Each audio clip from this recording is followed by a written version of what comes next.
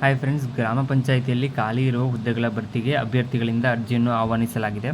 ಹುದ್ದೆಯಲ್ಲಿ ವೇತನ ಎಷ್ಟು, ಅಪ್ಲೈ ಮಾಡಲು ಕೊನೆಯ ದಿನಾಂಕ ಯಾವಾಗ ಅಂತ ಹೇಳ್ತೀನಿ. ಸೊ ವಿಡಿಯೋನ ಕಂಪ್ಲೀಟಾಗಿ ನೋಡಿ. ಇನ್ನೂವರೆಗೆ ಯಾರು ನನ್ನ ಚಾನಲ್ಗೆ ಸಬ್ಸ್ಕ್ರೈಬ್ ಆಗಿಲ್ಲ, ಮುಂದೆ ಬರುವ ಎಲ್ಲ ಸರ್ಕಾರಿ ಹುದ್ದೆಗಳ ಮಾಹಿತಿಗಾಗಿ ಈ ಕೂಡಲೇ ಸಬ್ಸ್ಕ್ರೈಬ್ ಮಾಡಿ.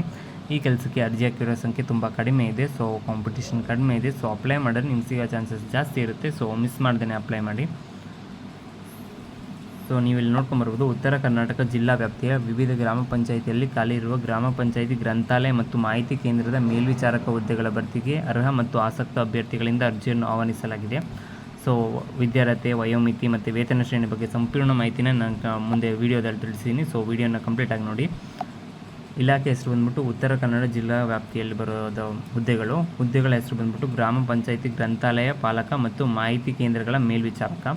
ಟೋಟಲ್ ಖಾಲಿ ಇರೋ ಹುದ್ದೆಗಳ ಸಂಖ್ಯೆ 9 ಹುದ್ದೆಗಳು ಖಾಲಿ ಇದ್ದಾವೆ. ಅರ್ಜಿ ಸಲ್ಲಿಸೋ ಬಗ್ಗೆ ನೀವು ಆಫ್ಲೈನ್ ಅಂದರೆ ಪೋಸ್ಟ್ ಮುಖಾಂತರ ನೀವು ಕಳಿಸ್ಬೇಕಾಗಿರುತ್ತೆ.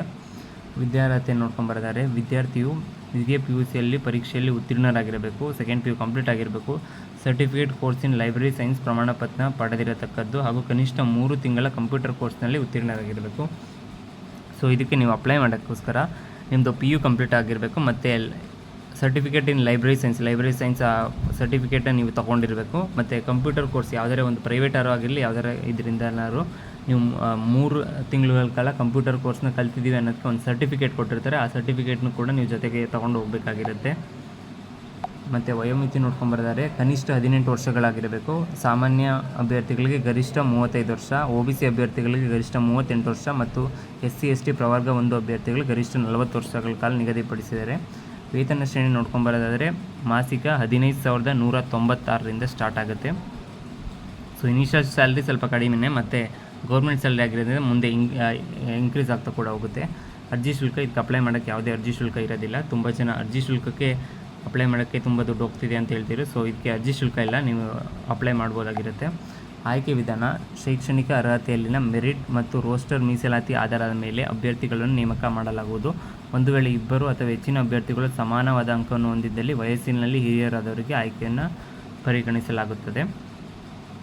ಸೊ ಮೆರಿಟ್ ಮತ್ತು ರೋಸ್ಟರ್ ಮೀಸಲಾತಿ, ಅವ್ರ ಮೆರಿಟು ಮತ್ತು ಯಾವುದಾದ್ರೆ ಕ್ಯಾಸ್ಟ್ ರೋಸ್ಟರ್ ಮೀಸಲಾತಿಗಳು ಯಾವ್ದಾದ್ರು ಬರುತ್ತೆ ಅಂತ ನೋಡ್ತಾರೆ. ಮತ್ತು ಇಬ್ರಿಗೆ ಏನಾರು ಸೇಮ್ ಮಾರ್ಕ್ಸ್ ಏನಾರು ಬಂದಿದ್ರೆ ಅಂಥ ಅಭ್ಯರ್ಥಿಗಳಲ್ಲಿ ಯಾರು ಹಿರಿಯರಾಗಿರ್ತಾರೆ ಅವ್ರಿಗೆ ಆಯ್ಕೆ ಪಟ್ಟಿಗೆ ಪರಿಗಣಿಸ್ತೀವಿ ಅಂತಲೂ ಕೂಡ ಇಲ್ಲಿ ಮೆನ್ಷನ್ ಮಾಡಿದ್ದಾರೆ. ಸೊ ಅರ್ಜಿ ಸಲ್ಲಿಸುವ ವಿಳಾಸ: ಆಯ್ಕೆ ಸಮಿತಿ ಸದಸ್ಯರ ಕಾರ್ಯದರ್ಶಿಗಳು ಹಾಗೂ ಉಪ ಕಾರ್ಯದರ್ಶಿಗಳ ಜಿಲ್ಲಾ ಪಂಚಾಯತ್, ಜಿಲ್ಲಾ ಆಡಳಿತ ಭವನ, ಹೊಸಪೇಟೆ ರೋಡ್, ಕೊಪ್ಪಳ. ಸೊ ಈ ಅಡ್ರೆಸ್ಗೆ ನೀವು ಒಂದು ಸ್ಕ್ರೀನ್ಶಾಟ್ ತೊಗೊಳ್ಳಿ. ಈ ಅಡ್ರೆಸ್ಗೆ ನೀವು ಪೋಸ್ಟ್ನ ಕಳಿಸ್ಬೇಕಾಗಿರುತ್ತೆ. ಸೊ ಇದು ಏನು ಅರ್ಜಿ ಶುಲ್ಕ ಇಲ್ಲದೆ ಇರೋದ್ರಿಂದ ನಿಮಗೆ ಏನು ಖರ್ಚೇನಾಗೋದಿಲ್ಲ. ಸೊ ಒಂದು ಪೋಸ್ಟ್ಗೆ ಮಾತ್ರ ಖರ್ಚಾಗುತ್ತೆ. ಸೊ ಅಪ್ಲೈ ಮಾಡಿ, ಇದಕ್ಕೆ ನಿಮಗೇನು ಲಾಸ್ ಏನಾಗೋದಿಲ್ಲ. ಸೊ ಅರ್ಜಿ ಸಲ್ಲಿಸಲು ಪ್ರಾರಂಭ ದಿನಾಂಕ ಮಾರ್ಚ್ 13, 2024, ಕೊನೆಯ ದಿನಾಂಕ ಮೇ 12, 2024. ಸೊ 2 ತಿಂಗಳ ಕಾಲ ಟೈಮ್ ಕೊಟ್ಟಿದ್ದಾರೆ. ಸೊ ನೋಟಿಫಿಕೇಷನ್ ಮತ್ತು ಡಿಸ್ಕ್ರಿಪ್ಷನಲ್ಲಿ ಕೊಟ್ಟಿದ್ದೀನಿ ನೋಟಿಫಿಕೇಷನ್ ಲಿಂಕ್ನ. ಲಿಂಕ್ ಮೇಲೆ ಕ್ಲಿಕ್ ಮಾಡಿ ನೋಟಿಫಿಕೇಷನ್ ಒಂದು ಸತಿ ಕ್ಲಿಯರಾಗಿ ಓದ್ಕೊಂಡು ನಂತರ ಅಪ್ಲೈ ಮಾಡಿ. ಅಪ್ಲೈ ಮಾಡೋ ಲಿಂಕ್ ಕೂಡ ಡಿಸ್ಕ್ರಿಪ್ಷನಲ್ಲೇ ಇದೆ. ಸೊ ಚಾನಲ್ನ ಸಬ್ಸ್ಕ್ರೈಬ್ ಆಗೋದನ್ನ ಮರಿಬೇಡಿ ಮತ್ತು ವಿಡಿಯೋ ಇಷ್ಟ ಆಗಿರೋ ಲೈಕ್ ಮಾಡಿ.